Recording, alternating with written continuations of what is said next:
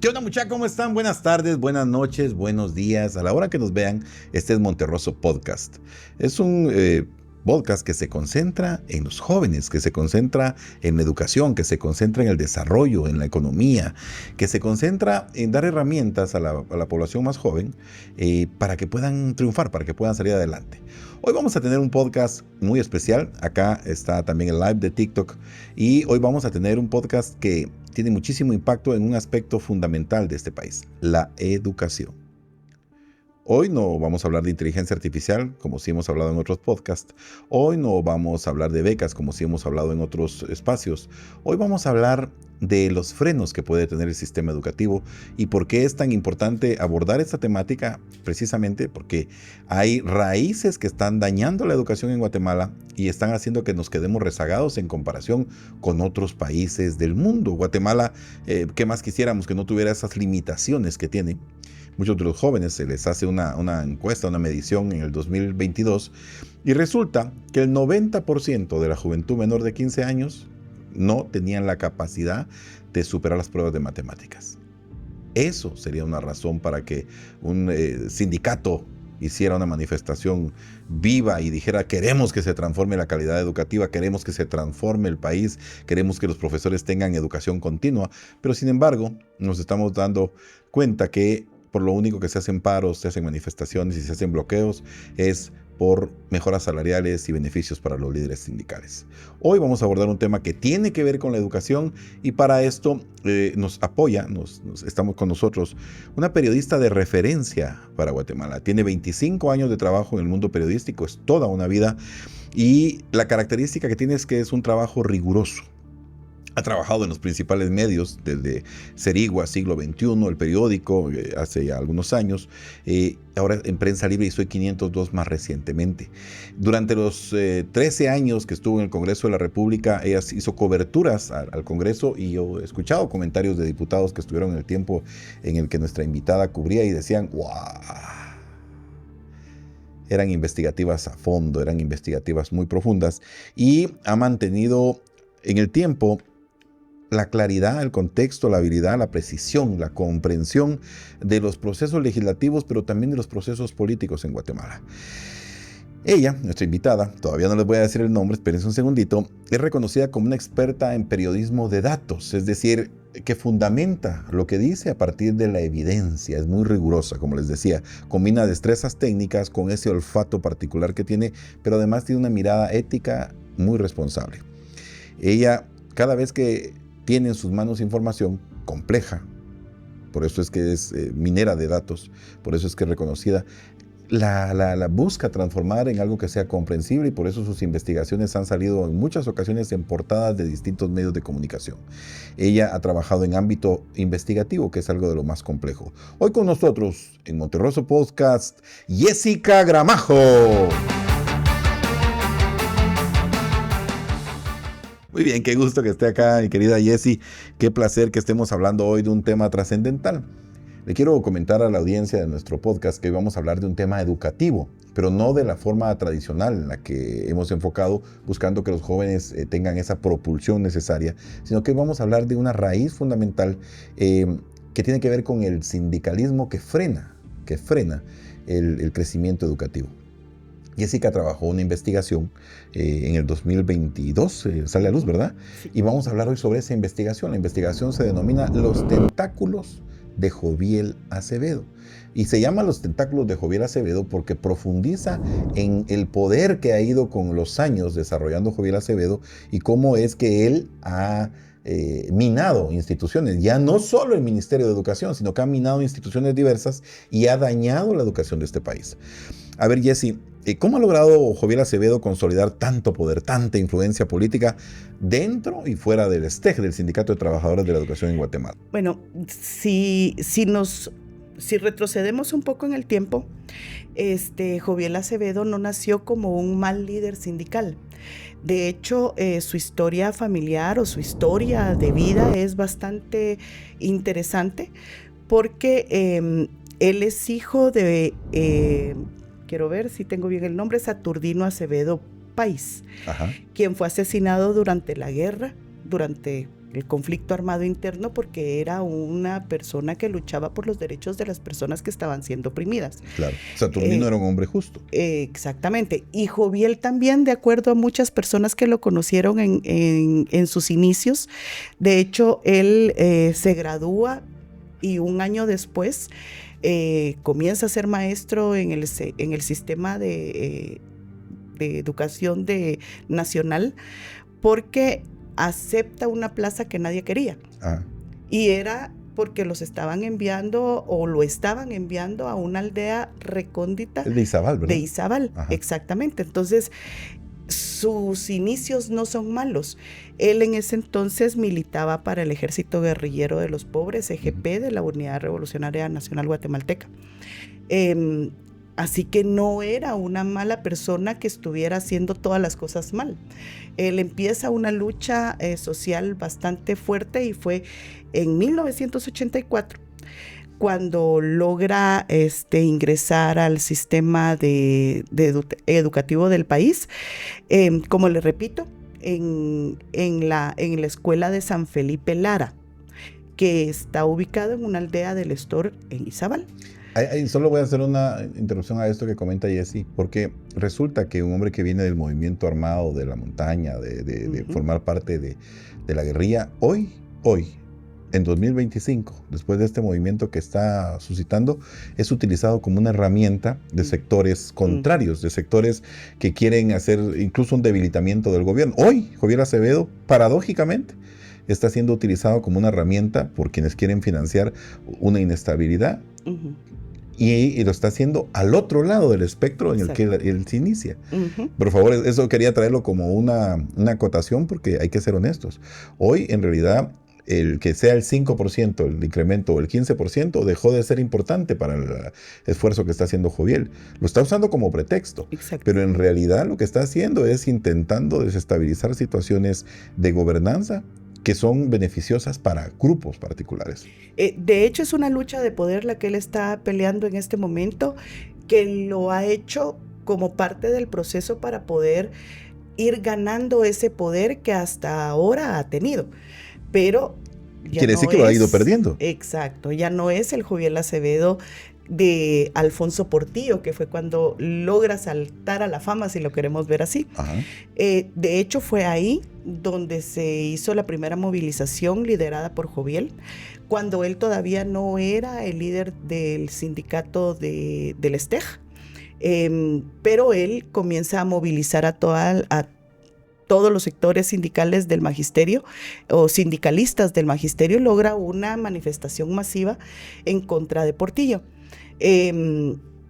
Las primeras, en ese entonces no había pacto colectivo, entonces las primeras luchas eran buscar... Claro, existía un conflicto colectivo. Exactamente, y además, pues como todos sabemos, ¿verdad? Durante el tiempo de guerra, no solo las iglesias, sino que también los niveles, todo el ámbito educativo, sufrieron golpes enormes desde la primaria hasta la universitaria, matando a líderes estudiantiles, a líderes catedráticos, a muchas personas con una amplia inteligencia y que buscaban cambios para el país, y no necesariamente era como en ese entonces, y todavía se sigue manejando, que se habla de marxismo, de leninismo, de izquierda, sino que eran reformas progresistas más tiradas a la derecha que a la izquierda. Y hay dos aspectos que quisiera recalcar. Uno, en la línea de lo que usted está comentando, que en las primeras manifestaciones magisteriales se dice el magisterio versus Vinicio Cerezo, por ejemplo, en 1989, porque la Pugna era un sindicato tan organizado que tenía el 100% de apoyo, que disputaba con el presidente de la República, no era contra el ministro. Yo estuve revisando la historia y la frase era contra Vinicio, le ganó Vinicio, aquella frase que se usaba, ni un paso atrás, ni un tuvieron que, de hecho yo salí ese año, por decreto le llamaban, salieron por decreto algunos alumnos. Luego fue con Portillo, una vez más. No se menciona al ministro de Portillo, sino se menciona a Alfonso Portillo. Exacto. Ahora bien, ¿cuál es el asunto? que ya cuando empieza la pugna a ser, en este caso con María del Carmen Aceña, que ya es el gobierno de Berger, ya se habla del sindicato versus una ministra. Y cuando tienen confrontaciones con Cintia del Águila, una vez más la mención es a la ministra. Ya no se enfoca al espectro más potente del poder, que es el presidente, y empieza a verse que ya las manifestaciones no son del 100%, sino que empiezan a decrecer, son 80, 70% del magisterio. Hoy la manifestación que tiene el señor Joviel Acevedo, el bloqueo, la paralización, está en un rango de 16%. El Ministerio de Educación dice que es el 10%, pero haciendo cálculos está más o menos en un rango del 16%. ¿Qué nos dice esto? El decrecimiento del poder también está partiendo del agotamiento de la forma en la que se hace pugna, que se lucha por tener reivindicación profesional. ¿Será que es del agotamiento por la forma en que se está llevando a cabo, o es debilitamiento porque ya no creen y ya no confían en el líder que en el tiempo de Alfonso Portillo era un líder que buscaba el beneficio de todos, ya no solo su beneficio personal? De hecho, cuando estaba haciendo esa investigación, yo entrevisté a Alfonso Portillo y él me comentaba de que durante su gobierno uno de los problemas más grandes que enfrentó es que todos los sectores económicos, productivos y demás apoyaron a Joviel, porque la lucha, remarcando lo que usted dice, la lucha no era contra el sistema, sino que era contra Alfonso Portillo. Entonces él me decía, lo convirtieron en un héroe, pero al convertirlo en un héroe, crearon a un monstruo. Claro. Y todo fue porque me estaba haciendo daño a mí como presidente. Independientemente de lo que cualquier persona pueda pensar o no de la administración de Alfonso Portillo, pues él consideró o considera que se enalteció la imagen de Joviel a costas de lo que él estaba haciendo en contra del presidente. Claro, de ese entonces. Y un paréntesis nuevamente. Y lo que está sucediendo hoy es que Joviel Acevedo está logrando propulsar la imagen de Anabela Giraca, de la ministra de Educación, porque con una postura que desde hace mucho tiempo no se encaraba a un líder como Joviel, ella ha logrado cierta penetración, cierta confrontación que la población está considerando como algo positivo, que están diciendo, bueno, al fin se le tenía que parar a alguien, y Anabela Giraca está empezando a tomar una resonancia tan importante como para sentir que puede ser una candidateable a la presidencia. Fíjese que yo no estoy tan de acuerdo con usted, porque ella, a ver, si nosotros nos recordamos de las gestas magisteriales de Oscar Berger, por ejemplo, ahí sí se hablaba de Aceña, de María del Carmen Aceña. Sí. Ahora no. O sea, seamos honestos, se habla de la lucha de Joviel contra el Ministerio de Educación, pero realmente la ministra Giraca no ha salido a dar la cara como sí en su momento lo salió a hacer María del Carmen Aceña. Entonces, sí, no estoy tan de acuerdo con usted. Claro que le está levantando el perfil, eso sí, pues, no tengo la es que de hecho duda. Hay una ausencia de liderazgo en este gabinete que figuras como la de Giraca, la ministra, pues resaltan. Claro, pero también pongamos en contraposición el carácter de María del Carmen Aceña con el carácter de Giraca, pues, o sea, estamos hablando de dos personas con personalidades completamente diferentes. María del Carmen es una persona que tiene un carácter fuerte, luchona, que sale a dar la cara, que enfrenta, que dice, que habla y que está ahí. No estoy diciendo que todo lo que hace ella está bien, pues, pero su personalidad, eso es lo que refleja. Pero la ministra Giraca no es su personalidad. No es su personalidad. Ella es una persona más de diálogo, más tranquila. Sin embargo, ella ha dicho que no es negociable la educación en este... ¿Pero lo ha dicho ella o lo ha dicho su equipo? Porque es que no, ella. Impresión que yo tengo es que como que ha delegado mucho, y pues no estoy diciendo que esté mal, pero sí es como que se ha delegado en las rondas seas viva voz lo ha dicho. Bien. Su investigación tiene un título bastante sugestivo, Los tentáculos de Joviel Acevedo. ¿En qué consisten estos supuestos tentáculos? Ya vino Romeo por acá. Usted tenía ganas de tocar a Romeito, y este es un pícaro que anda amorosamente por todas partes. Mire, ya vino Romeo. Es un amor, de verdad que es un amor. Me va a quedar por acá un ratito más. Usted tiene gatitos, ¿verdad? No, tengo perros. Perritos. Sí. Ándale, por eso es que él andaba oliendo sus cosas. Sí. Muy bien. Después me van a regañar. Sí, los perritos van a decir aquí huele a gato. Tentáculos. Tentáculos de Joviel Acevedo. ¿En qué consisten los tentáculos de Joviel más allá del STEG en otras instituciones, a partir de la investigación que usted desarrolló? Sí, pero antes de llegar ahí quisiera hacer acotación de algo.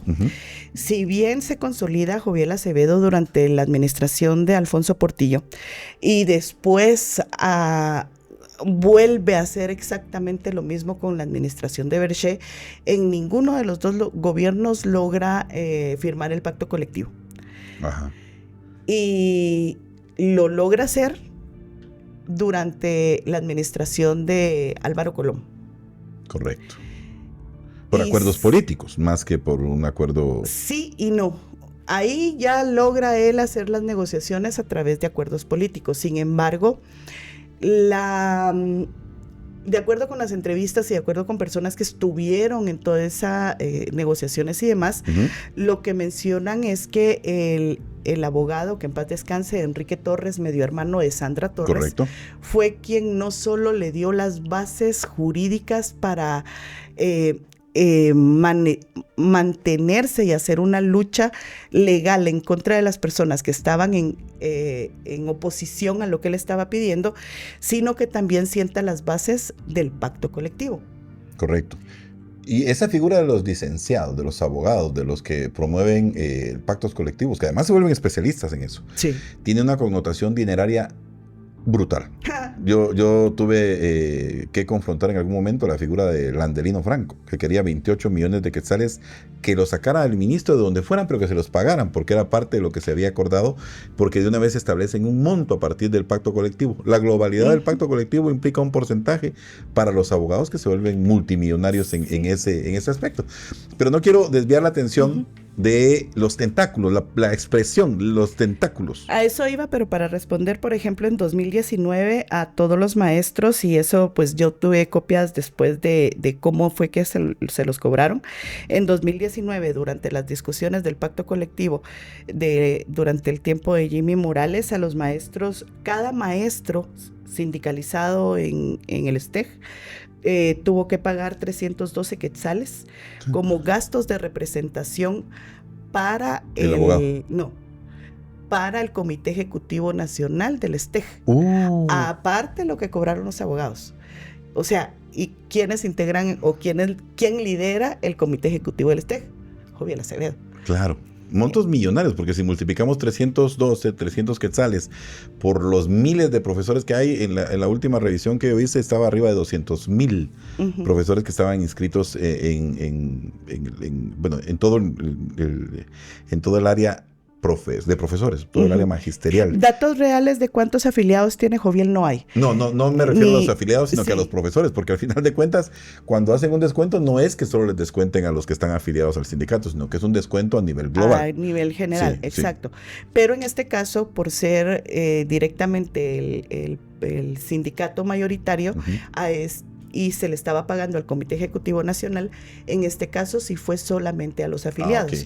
Y según María del Carmen Aceña, nunca se han tenido copias reales de cuántas personas están afiliadas en el sindicato de Joviel. Esto trae a colación a algo y tiene que ver con el Ministerio de Trabajo. Hay sindicatos mayoritarios que generalmente son los que cierran las negociaciones colectivas. Por ley. Por ley. Sí. Existe una normativa, pero también dice la ley que existen negociaciones con sindicatos especializados, con los que también se podría hacer aspectos, movidas legales, para empezar desde la perspectiva del Ministerio de Trabajo y desde la perspectiva del Ministerio de Educación a establecer ciertos criterios de equilibrio. Pero esos son acuerdos los únicos que se pueden firmar. Realmente el pacto colectivo solo lo puede firmar el sindicato mayoritario, y por eso es que tienen al final de cuentas tanto poder.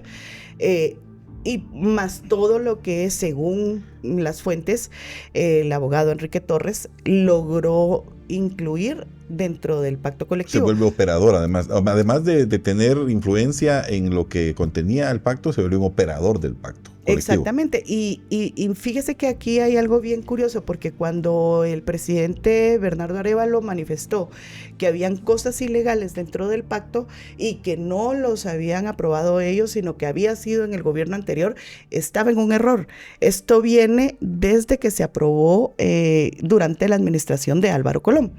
O sea, esto fue prácticamente maquinado por Enrique Torres. Hay un aspecto que es también importante, que va generando jurisprudencia, va generando costumbre, y es que derechos adquiridos por los trabajadores se vuelven una ley, porque el pacto colectivo es una ley entre las partes.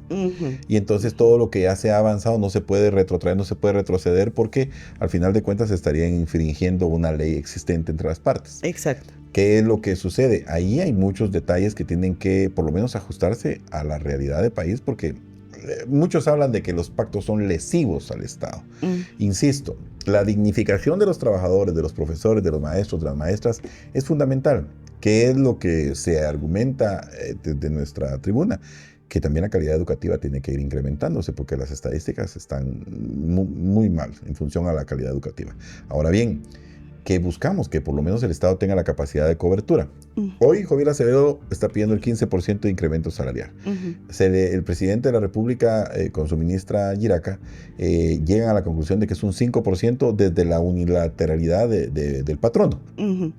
Eso implica 600 millones de quetzales para el año 2025, 1.200 millones de quetzales de incremento a esa cartera por el acuerdo o por el incremento en el 2026. Si se hiciera ese 15% que está pidiendo Joviel Acevedo, tendrían que ser 3.600 millones. Eso es insostenible para un Estado y para un ministerio como el de Educación. Pero sigamos, tentáculos, claro. Entonces, no me quiero ir de los tentáculos porque... Usted quiere llegar de una vez a los tentáculos, pero es que hay cosas importantes que debemos de analizar antes de llegar a los tentáculos. A ver. ¿Ya vieron por qué la data es la que sale? Porque revisan sus notas y datos y datos y datos. Por eso es una periodista de datos. Por eso investigaciones a profundidad como la de Jessica hay muy pocas. Ahí yo podría mencionar por lo menos 4 nombres de investigadores, si no es que 3, y no podría mencionar a más con esa capacidad que tiene Jessica. Muy bien, entonces... Cuéntenos, antes de los tentáculos, ¿de qué tenemos que hablar?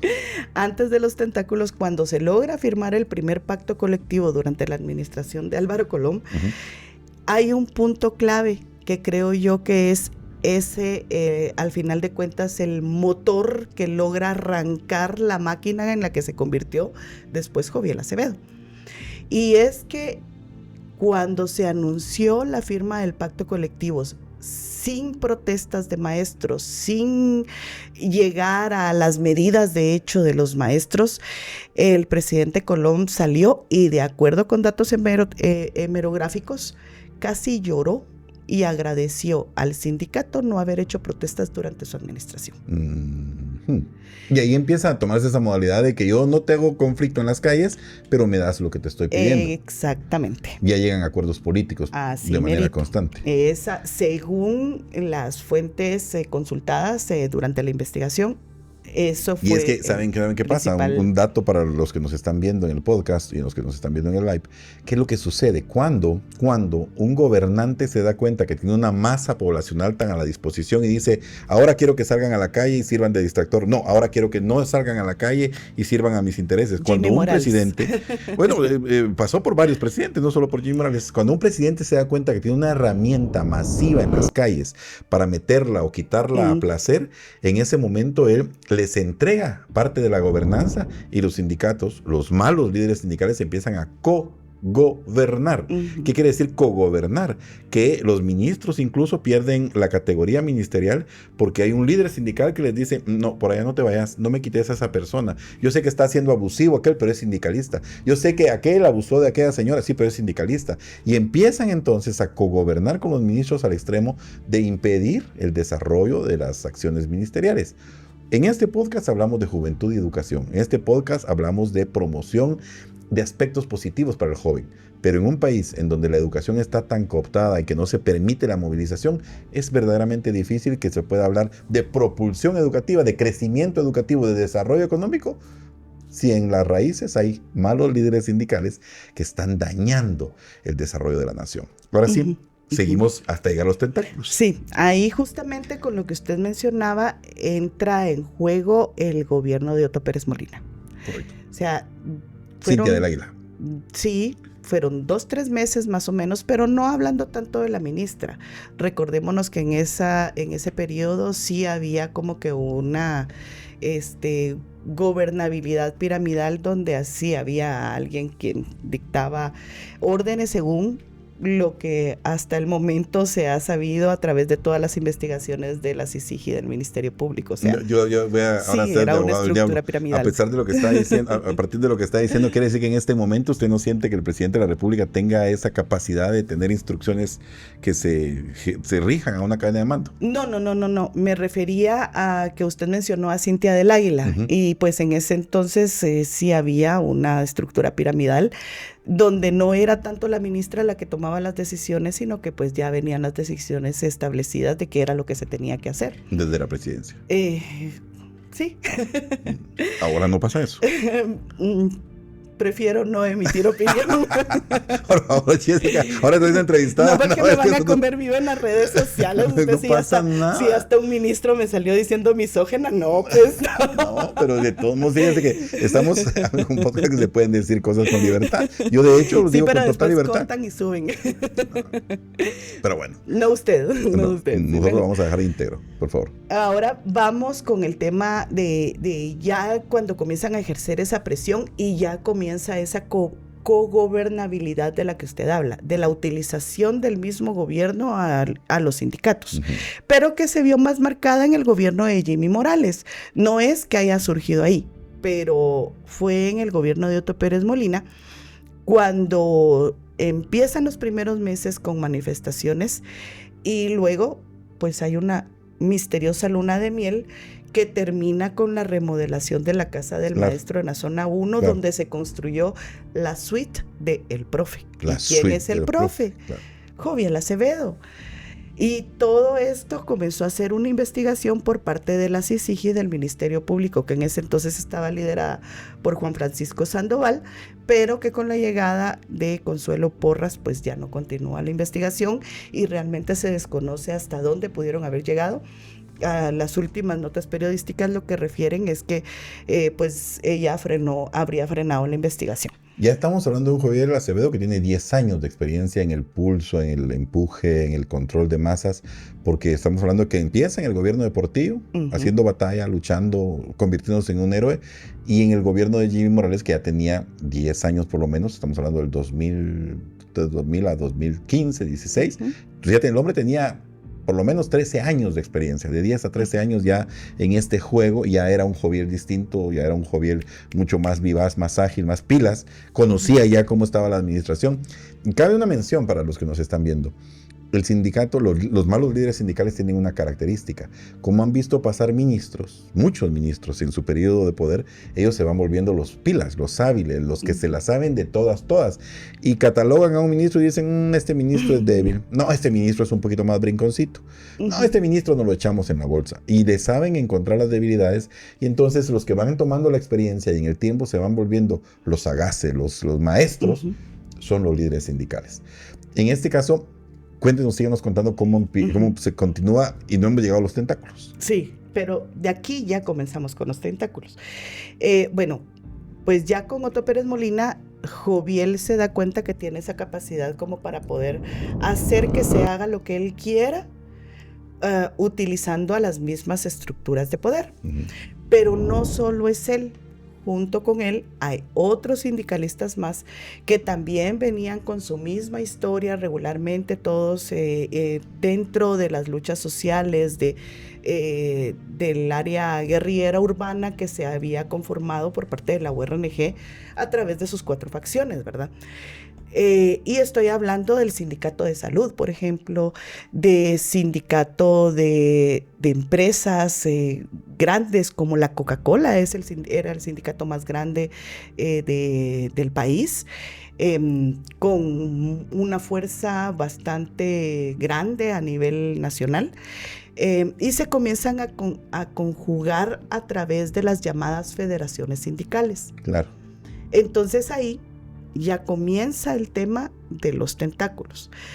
Para poder entender un poquito la situación de en qué consisten los tentáculos, es que Joviel Acevedo no tiene únicamente representación en el Ministerio de Educación.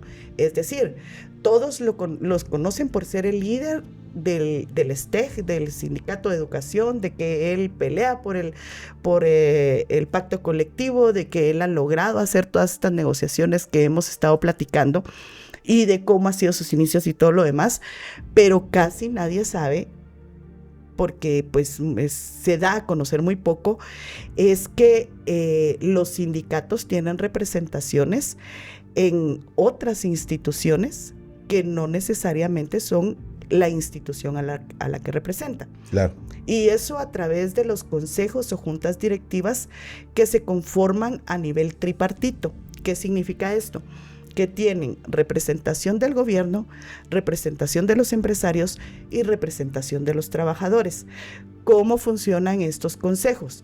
Es como, a ver, el presidente no se manda solo, tiene un consejo de ministros. Claro. Y a través del, por ejemplo, el presidente no puede venir y declarar un estado de calamidad si el consejo de ministros no aprueba que él declare el estado de calamidad. Entonces, hasta el mismo presidente tiene como que un área donde le van a decir, no, mira, declarar estado de calamidad ahorita no es lo conveniente. Lo conveniente es que hagamos esto o hagamos lo otro. Otra cosa es de que sean déspotas algunos de nuestros presidentes o expresidentes y que ya ellos tomen las decisiones por sí mismos. Pero se supone que el Consejo de Ministros es el que establece cuáles son los puntos en donde el presidente podría avanzar o no. Lo mismo ocurre con algunas instituciones como el IRTRA, el INDE, el INTECAP, el Banguat, el IX. Tengo que hablar obligatoriamente, a la hora que usted menciona a estas instituciones, tengo que hablar de Samuel Hernández Orantes. Uh-huh. Samuel Hernández Orantes es un sindicalista, yo no sé cómo denominarlo, que no necesariamente pertenecía al INDE. Uh-huh. Y sin embargo fue representante de los trabajadores durante casi 2 décadas, es decir, casi estuvo 20 años, recién acaba de hacerse un movimiento para que no estuviera y hay un amparo ahora que está impidiendo que tomen, pero este tipo de situaciones son bastante anómalas. Samuel Hernández Orantes nunca tuvo que haber sido el que dirigía, el que representaba en el INDE a los trabajadores. Entonces eso es paradójico. Y de hecho Samuel Hernández en 2021 fue capturado junto con otra persona porque la forma como lograron llegar al consejo directivo, según los amparos y demás investigaciones que se hicieron, fue falsificando documentos a través de firmas y de los votos de las mismas personas de los sindicatos que se supone tienen que votar. Y Samuel Hernández es parte del grupo de Joviel Acevedo que se va rotando o ya tiene la representación específica en determinado consejo o junta directiva, como en este caso es en el INDE. Usted también mencionó al sindicato de los trabajadores de salud. Uh-huh.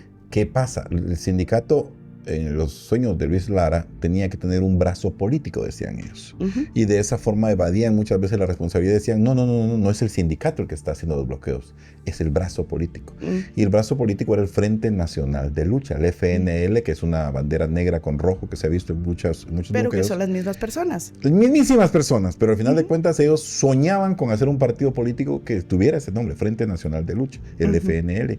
Y insistimos, en este programa no estamos atacando a personas que merecen dignificación, a trabajadores ni de la salud ni del magisterio que merecen dignificación. No estamos hablando de ellos, estamos hablando de los liderazgos sindicales que tienen un efecto pernicioso en la educación y en la salud de este país.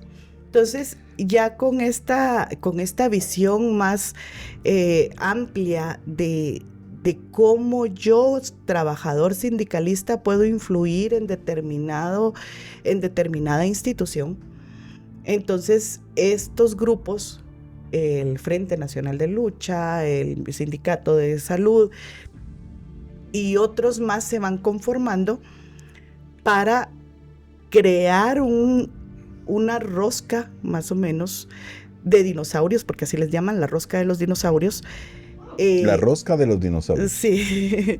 Eso es interesante. Cuéntenos qué significa la rosca de los dinosaurios. Que son 15 sindicalistas que son los que lideran a la mayoría, bueno, no a la mayoría, a los sindicatos mayoritarios de las instituciones, pero que tal como el STEG no logran, no demuestran que realmente son los sindicatos mayoritarios.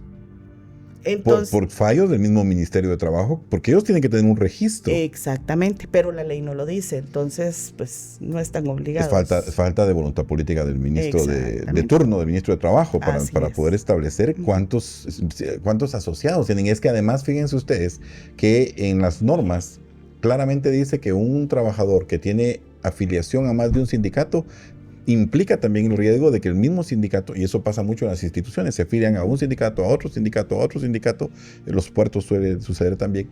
Y entonces, ¿qué es lo que sucede? Ahí hay ilegalidades que se pueden empezar a demostrar para poder hacer un movimiento que de veras ponga orden en este tema, en el control que tienen tomado, para quitarles poder.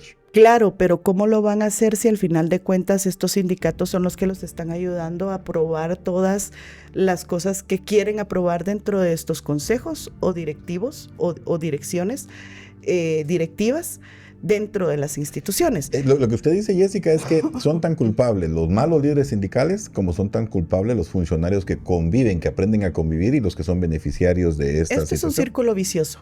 O sea, la corrupción y la impunidad ante todo no se ha hecho de la nada.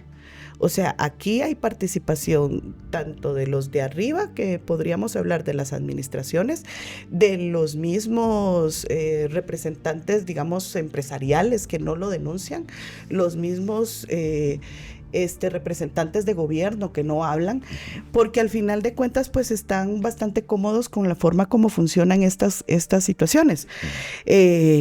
Usted hablaba de Samuel Hernández, ¿cuántos años lleva ahí? Va a buscar usted en cualquier otra representación o institución, como en el de los puertos, también ocurre lo mismo. O sea, las mismas personas muchas veces solo se rotan o simplemente siguen las personas que han estado ahí durante años. Y nadie lo denuncia, nadie dice nada. Y mira, lastimosamente, a pesar de todo el tiempo, porque esta investigación de verdad fue alrededor de 2-3 meses lo que se... 3 meses de investigación para una nota. 3 meses de investigación donde ya casi me colgaban porque de verdad me estaba atrasando demasiado, pero entre más me metía, había más y encontraba más y encontraba más. Entonces es tan sorprendente que revelar este tipo de cosas, y que lastimosamente al final de cuentas pues tampoco tuvo tanto impacto en la población como para querer venir y enterarse de, ve, aquí también. O sea, no solo es en la educación, o sea, este es su lado visible, pero esto es lo que no se ve, y aquí es mucho más peligroso que en el STEG, porque aquí 15 personas se rotan los puestos a través de falsificación de documentos. La rosca de los dinosaurios. Sí, dejé lastimosamente el teléfono ahí, pero yo logré conseguir un documento donde hay 3 firmas de Joviel Acevedo diferentes. Ajá. Y no es porque haya sido en el transcurso del tiempo. Es porque porque ellos simplemente firman y usted puede venir y firmar como Joviel Acevedo. No legible, un garabato. Algo así, como ocurre en el Congreso precisamente. 3 firmas diferentes. 3 firmas diferentes que son hechas según las fuentes, y aquí, aunque se parece, son... En un análisis grafológico no lo pasa. No lo pasa, sí, no lo pasa. Y según las fuentes, esa es la forma, porque al final de cuentas, pues Joviel tampoco es que salga mucho de su casa, ¿verdad? Entonces, él solo ordena, manda, dirige y hace todo lo que tiene que hacer, pero no sale. Entonces, bueno, Luis Monterroso, hoy te toca estar en la Junta Directiva del INDE. No, a mí no me pondría en ningún lado, yo no me prestaría jamás a eso. A la del IX, sí. O a la de los puertos, o a la del Banguat, o a la del IRTRA, hasta la del Ministerio Público. Ellos tienen representación ahí también. Entonces, solo imagínense, hay en el Ministerio de Salud, en el INTECAP, en el Ministerio Público, en el Consejo Económico Social, en el INDE, en el ICS, en los 2 puertos, en el Banguat, en el IRTRA. Son 10 instituciones donde ellos tienen representación. Y dirán ustedes, ¿pero y qué ganan?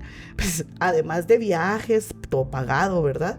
También tienen viáticos para estos viajes, tienen dietas y, de acuerdo con las fuentes, tienen coimas. ¿Y cómo van a obtener coimas? Bueno, pues digamos, no estoy diciendo que ese proyecto existe porque no es así, me lo estoy inventando. El IRTRA quiere construir una piscina. Ajá. Para construir esa piscina, digamos, es un proyecto millonario que necesita la aprobación del Consejo Directivo del IRTRA. Uh-huh. Entonces, según las fuentes, hablan con Joviel, porque Joviel no figura dentro de la estructura. Joviel es el secretario de actas de esa estructura, a la que llaman Sindicatos Globales de Guatemala, que ni siquiera está registrada en ninguna de las instancias donde debería estar. Sindicatos Globales de Guatemala. Sí, Sindicatos Globales de Guatemala, que no está ni en el REPEJU, ni en el Ministerio de Trabajo, ni en ningún otro lugar. Ya ha investigado. Ya ha investigado, sí. Ya ha investigado con documentos respaldados del Ministerio de Trabajo y del REPEJU, donde no están inscritos. Pero él figura como el secretario de actas y, según las fuentes, con ellos es con Joviel es con quien se negocia. Correcto. Con él se hace todo. Nadie pasa sin saludar al rey. Exactamente. Entonces llegan con Joviel y pues le dicen, mira, fíjate que queremos construir esta piscina y va a costar tanto. Uh-huh. ¿Y cuánto me vas a dar? Uh-huh. Yo nunca he estado en esa negociación, yo le cuento lo que me contaron a mí las fuentes. ¿Cuánto me vas a dar? Bueno, pues mira, te toca esto. Ajá, pero mira, el sindicato de aquí también quiere esto y esto. Y además, fíjate de que tenemos que ir a la representación de la reunión de los trabajadores de la OIT en Ginebra en tal fecha y necesitamos que tantas personas vayan en representación. Ah, ¿me lo vas a dar? Pues no, porque no está contemplado. Bueno, pues entonces nos oponemos al proyecto. Y si no logran las firmas de los trabajadores, pues el proyecto no va a avanzar. Si usted paga, pues no solo tiene la venia del proyecto, sino que también el aval de Joviel Acevedo para que el proyecto avance. Qué peligroso. Exactamente. Entonces, estamos hablando de instituciones de gran responsabilidad en Guatemala, con una representación muy importante en el sistema político y en el sistema jurídico y nacional del país. Imagínense, Ministerio Público, el Banguat, claro, el Instituto Guatemalteco de Seguridad Social, el Consejo Económico Social. O sea, son instituciones que tal vez nos podrán, ay no, pero es que al ICS nadie va, porque el ICS, ¿y qué sabemos nosotros si al final de cuentas el ICS no logra obtener las mejoras que debería de tener? Porque existen todos estos tipos de situaciones anómalas que al final de cuentas nadie conoce. Usted habla de voces silenciadas, de gente que no se atreve a hablar, de gente que no protesta. Quizás la temporalidad de un ministro o de un viceministro hace que digan, no, si ya me voy. En cambio, se quedaron 20 años y a la fecha tienen muchísimo. ¿Qué mecanismos se utilizan de presión, de amedrentamiento de los mismos profesores? Porque muchos maestros ya no están de acuerdo con el liderazgo que está imponiendo Joviel Acevedo. A los profesores. Pues, a los profesores. Intimidación a los profesores, que son su fuerza motora, digamos así. Uh-huh. Mire, hace poquito, cuando todavía laboraba en Soy 502, porque ahora estoy como periodista independiente, logré entrevistar a varios maestros. Algunos me hablaron abiertamente con su nombre y apellido y otros prefirieron omitirlo, porque le tienen un miedo a Joviel que usted no se imagina. Todos le tienen miedo a Joviel. Sí, pero es que el problema es que de él depende si usted sigue trabajando o no. Uno de los puntos que decía el presidente era que habían varios aspectos dentro del pacto colectivo que eran ilegales. Y el problema es de que nunca se detalló qué era, ¿verdad? De acuerdo con sindicalistas contrarios a Joviel Acevedo, es que el STEG tiene representación en las llamadas juntas mixtas, Sí, claro. y en los llamados jurados de oposición. ¿Esto qué significa? Empecemos por lo más fácil, que serían los jurados de oposición. Si usted quiere obtener una plaza en el Ministerio de Educación como maestro, tiene que, y esta es sacada a oposición, es decir, a que varias personas presenten su currículum y que van a elegir al mejor, llegan a este jurado.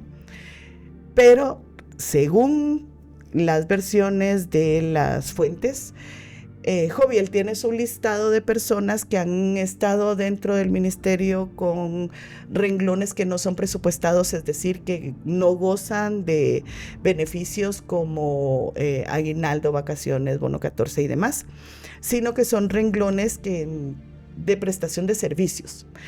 Entonces, él tiene ya su listado de las personas ¿afines o que han pasado a saludar? Exactamente. ¿Y qué es pasar a saludar?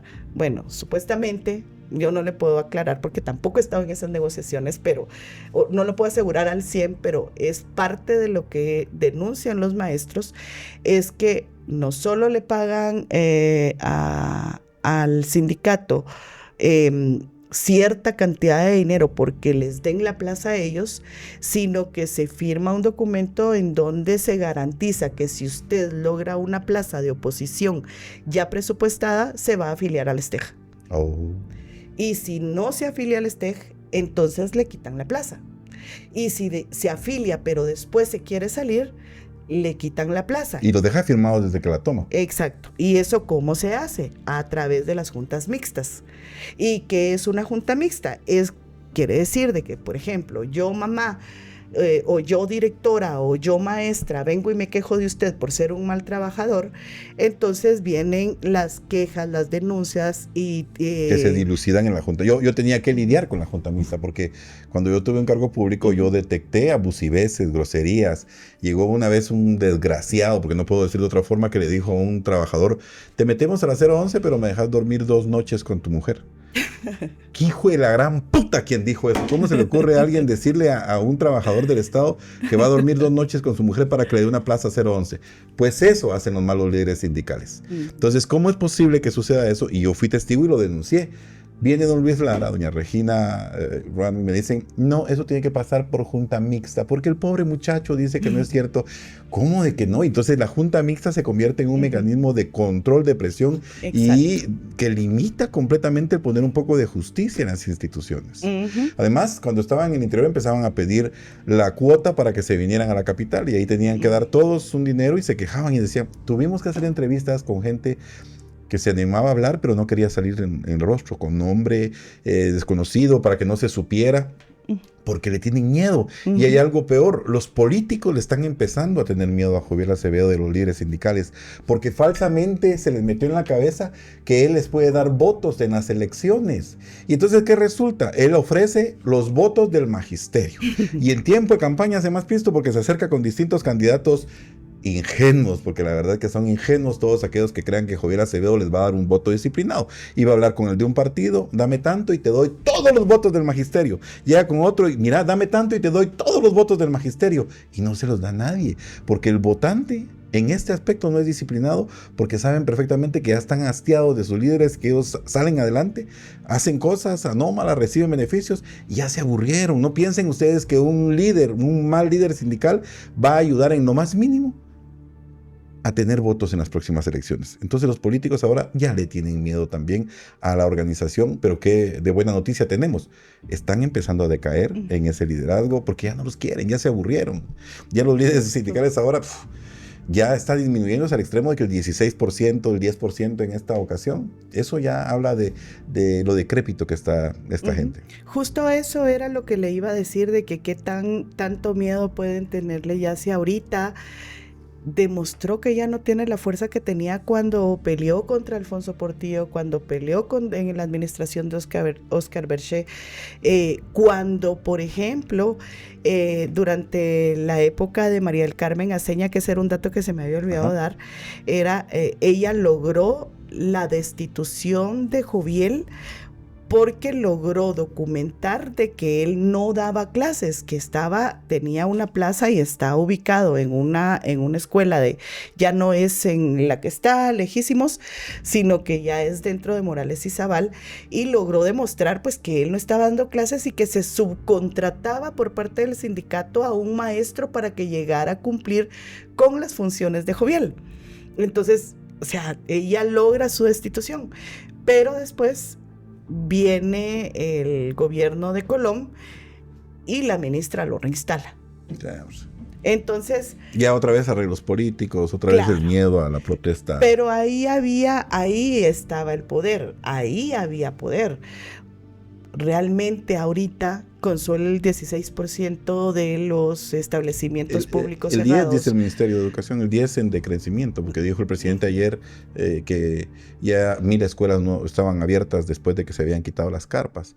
Ojo, que esas champas estaban vacías, ahí tampoco es que hubiera una gran cantidad de personas adentro, y eso es importante que la población también lo sepa. Exacto. Bien. Entonces, digamos, han logrado tener todo este poder. No, imagínense el tentáculo que llega con los políticos de dame tanto y yo te doy tantos votos, pero que al final de cuentas no se nos da. A ninguno le cumple. Exacto. En los tentáculos de poder tener representación en más de 10 instituciones con consejos y direcciones directivas, en juntas directivas, donde pues ellos toman decisiones. Tener representación o tener presencia también en sindicatos como el de salud. A usted me dice Luis Lara pues lastimosamente falleció, doña Regina es la que quedó. Luis Alpírez es el que tiene el poder en ese sí, y también ella siguió, la esposa de Luis Lara, Regina, sigue también dentro de la misma estructura, que es parte de toda esta estructura conformada por Jovial Acevedo, que se concentra en estos 15 líderes que mencionamos, ¿verdad? Que hablan de la rosca dinosauria. Entonces, ellos lograron ver dentro del sindicalismo, dentro de ese sindicalismo sano, sindicalismo puro por los derechos de los trabajadores, lograron ver un mecanismo de negocio, un mecanismo de presión, un mecanismo de opresión hacia los mismos trabajadores que dicen ellos que representan. O sea, son extorsionados por los propios líderes sindicales, los agremiados a los sindicatos, extorsionados por completo. Y solo imagínense, hay 71 sindicatos en el Mineduc, 71. El último dato que me pasaron hace 2, 3, 4 meses. 71 sindicatos, y esos todos se conformaron en su mayoría, o mejor, no, todos se conformaron.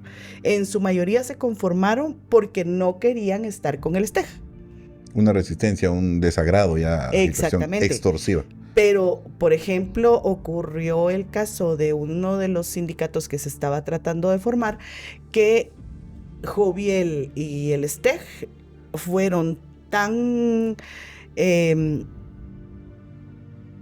invasivos, tan profusos y con tanto poder, que no solo lograron la desarticulación, porque pusieron en contra hasta las mismas personas que estaban dentro del sindicato, sino que lograron la destitución de todos, y todavía eso fue en el gobierno de Jimmy Morales, y todavía se está buscando la reinstalación de por lo menos 2 personas, y él no ha permitido que sea la reinstalación, ya ganada en el juzgado.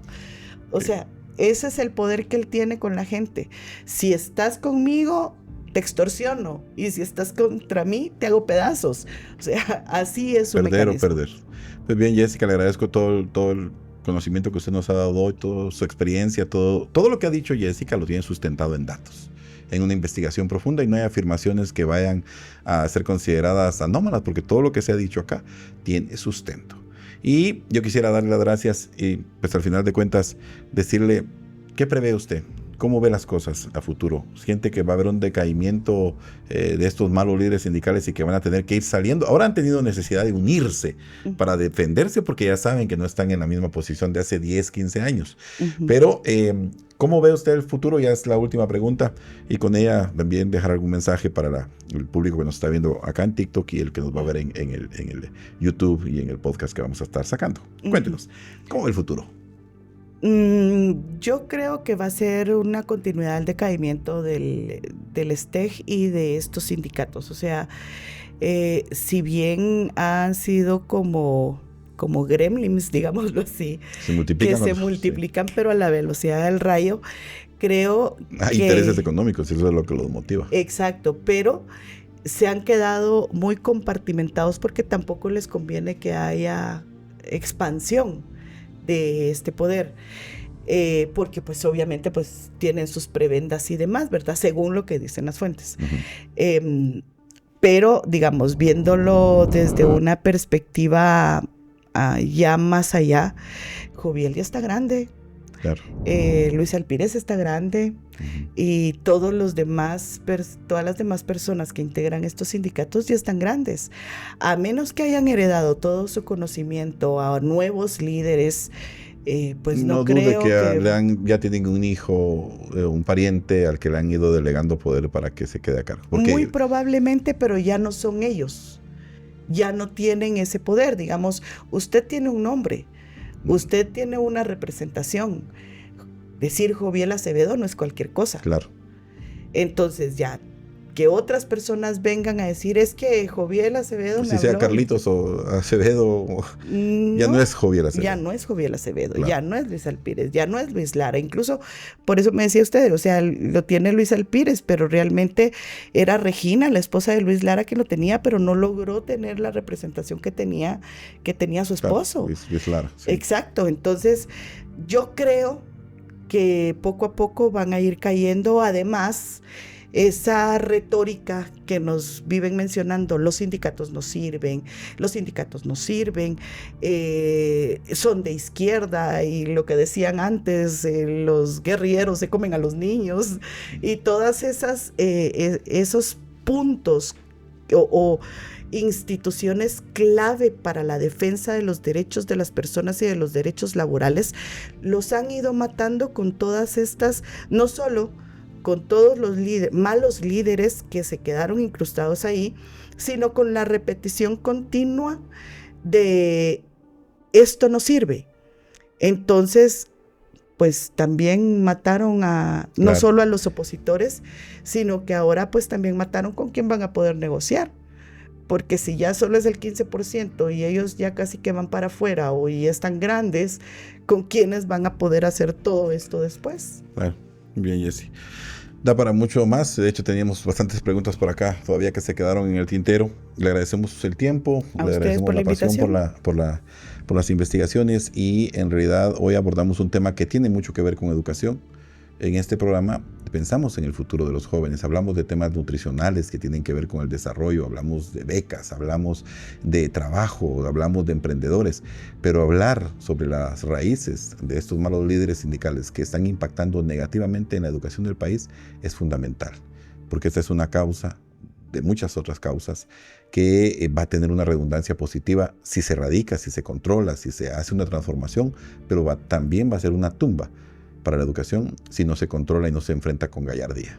Esto fue Monterroso Podcast.